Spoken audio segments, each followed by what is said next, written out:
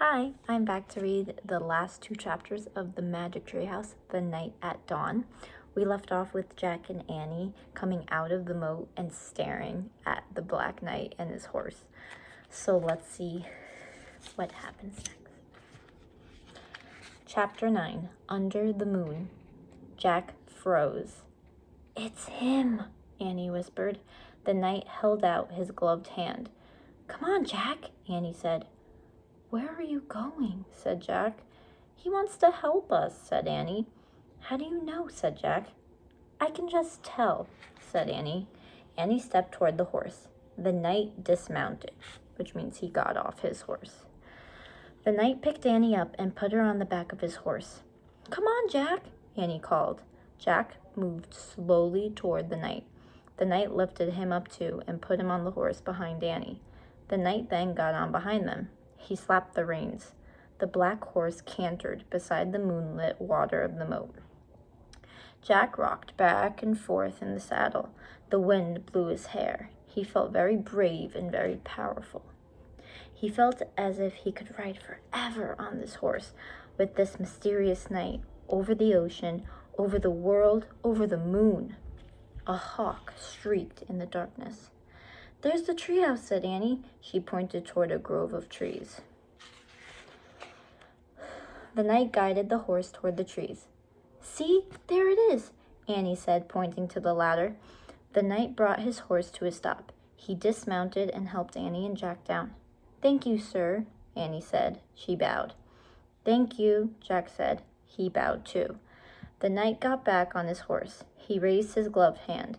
Then he slapped the reins and rode off through the mist. Annie started up the tall ladder, and Jack followed. They climbed into the dark treehouse and looked out the window. The knight was riding toward the outer wall of the castle. They saw him go through the outer gate. Clouds started to cover the moon again.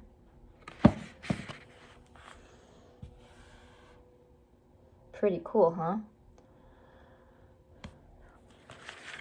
For a brief moment, Jack thought he saw the knight's armor gleaming on the top of a hill beyond the castle. The clouds covered the moon completely. A black mist swallowed the land. "He's gone," whispered Annie. Jack shivered in his wet clothes as he kept staring at the blackness. "I'm cold," said Annie. "Where's the Pennsylvania book?" Jack heard Annie fumbling in the darkness. He kept looking out the window. "I think this is it," said Annie. "I feel a silk bookmark." Jack was only half listening. He was hoping to see the knight's armor gleam again in the distance.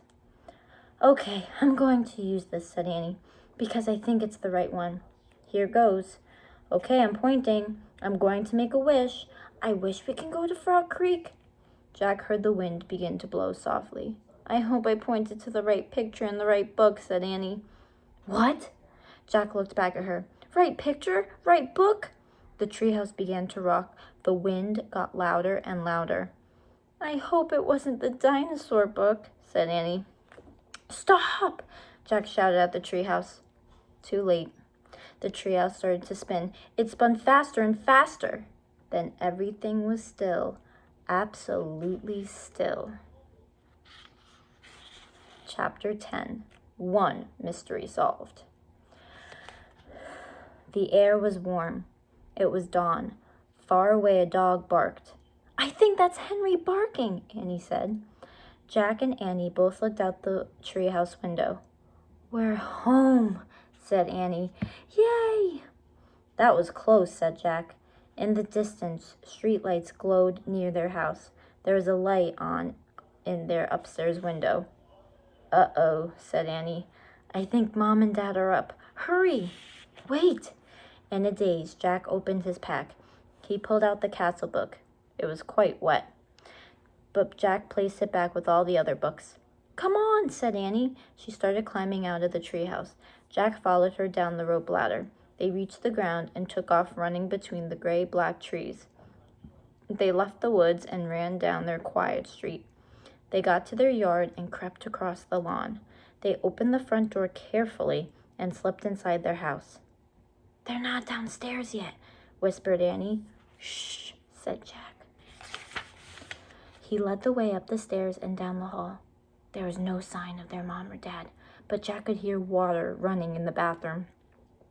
Their house was so different from the dark, cold castle. It was safe and cozy and friendly.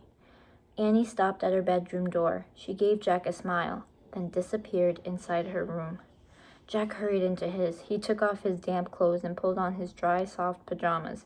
He sat down on his bed and opened his backpack. He took out his wet notebook. He felt around for the pencil, but his hand touched something else. Jack pulled the blue leather bookmark out of his pack. It must have fallen out of the castle book. Jack held the bookmark close to his lamp and studied it. The leather was smooth and worn. It seemed ancient. For the first time, Jack noticed a letter on the bookmark. It was a fancy M. Jack opened the drawer next to his bed.